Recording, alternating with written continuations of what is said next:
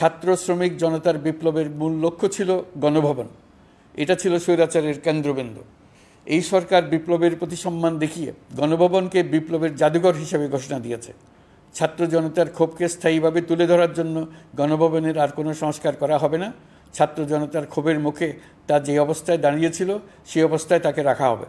যেসব মূল্যবান সামগ্রী জনতা নিয়ে গিয়েছিল সেগুলো অনেক ফেরত দিয়ে গেছেন। যারা নিয়ে গিয়েছেন তারা নিজেরাই ফেরত দিয়ে গেছেন।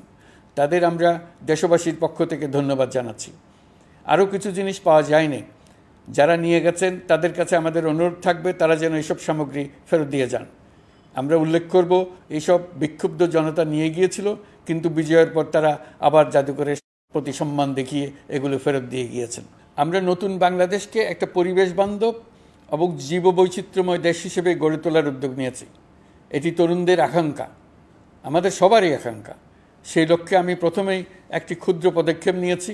আমার বাসভবন এবং সমগ্র সচিবালয়ে প্লাস্টিকের পানির বোতল ব্যবহার নিষিদ্ধ করেছে। ইতিমধ্যে সুপার শপগুলোতে পলিথিনের শপিং ব্যাগ ব্যবহার বন্ধ করার উদ্যোগ নেওয়া হয়েছে। গত কয়েক দশকে যে পরিমাণ নদী দূষণ হয়েছে আমরা তা বন্ধ করার উদ্যোগ নিয়েছি। আমরা সংস্কার চাই। আমাদের একান্ত অনুরোধ, আমাদের উপর যে সংস্কারের গুরু দায়িত্ব দিয়েছেন সেই দায়িত্ব দিয়ে আপনারা দর্শকের গ্যালারিতে চলে যাবেন না।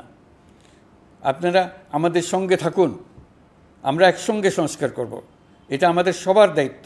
আপনারা নিজ নিজ জগতে সংস্কার আনুন। একটা জাতির সংস্কার শুধু সরকারের সংস্কার হলে হয় না। আপনি ব্যবসায়ী হলে আপনার ব্যবসায়ী সংস্কার আনুন। ব্যবসায়ী গোষ্ঠীরা তাদের নিজ নিজ সমিতির মাধ্যমে সংস্কার আনুন। সমিতিতে সংস্কার আনুন। নতুন করে সমিতি গঠনতন্ত্র সংশোধন করুন। আপনি শ্রমিক হলে আপনার ক্ষেত্রে আপনি সংস্কার করুন। আপনি রাজনৈতিক নেতাকর্মী হলে আপনার ক্ষেত্রে সংস্কার করুন।